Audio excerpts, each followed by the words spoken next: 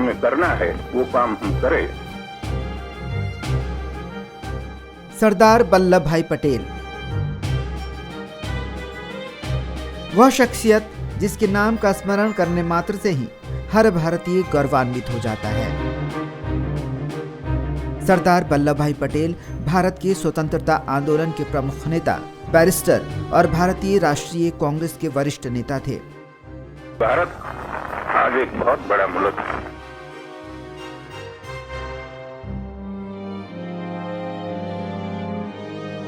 जिन्होंने देश की आजादी के लिए तमाम ब्रिटिश हुकूमत के विरुद्ध आंदोलनों का नेतृत्व किया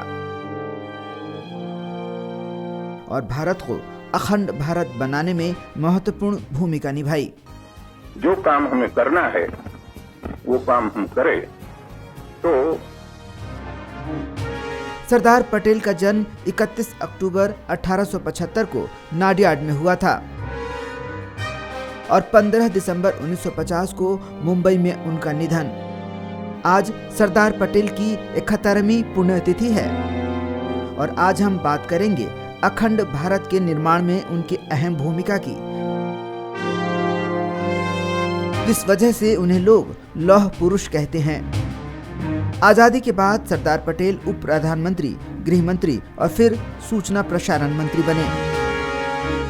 इससे पहले ब्रिटिश सरकार के भू राजस्व के आकलन में भारी वृद्धि करने के फैसले के खिलाफ शुरू किए बारडोली सत्याग्रह में भी सरदार पटेल ने एक महत्वपूर्ण भूमिका निभाई थी।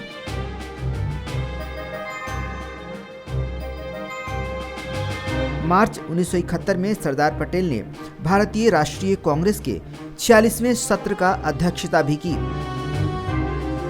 इसी अधिवेशन में गांधी इरविन समझौते की पुष्टि करने का आह्वान किया गया था। सरदार पटेल को भारत के निर्माण का सूत्रधार भी माना जाता है।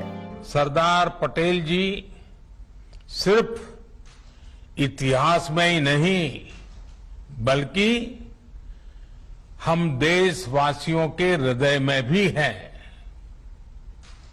आज देश भर में एकता का संदेश लेकर आगे बढ़ रहे हमारे ऊर्जावान साथी भारत की अखंडता के प्रति अखंड भाव के प्रतीक। 15 अगस्त 1947 को भारत अंग्रेजी चुंगल से तो आजाद हो गया था, लेकिन भारत की कुछ अंदरूनी मामले बंधक बना रही थी।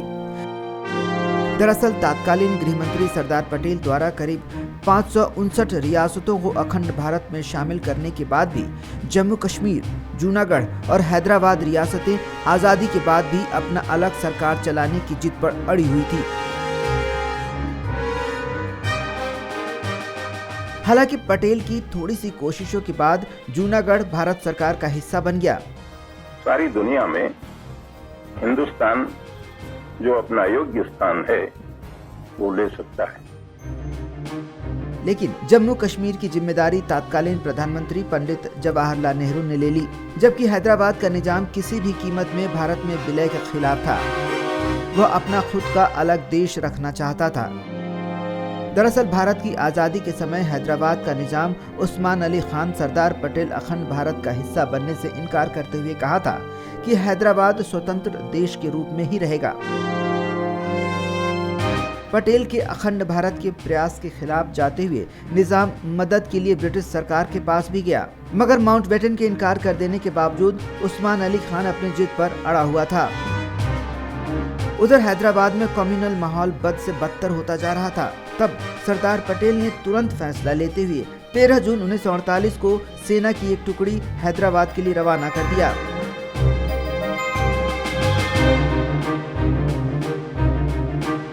सरदार पटेल के इस एक्शन को ऑपरेशन पोलो का नाम दिया गया। पोलो शब्द इसलिए लिया गया था क्योंकि हैदराबाद में विश्व में सबसे ज्यादा पोलो ग्राउंड था।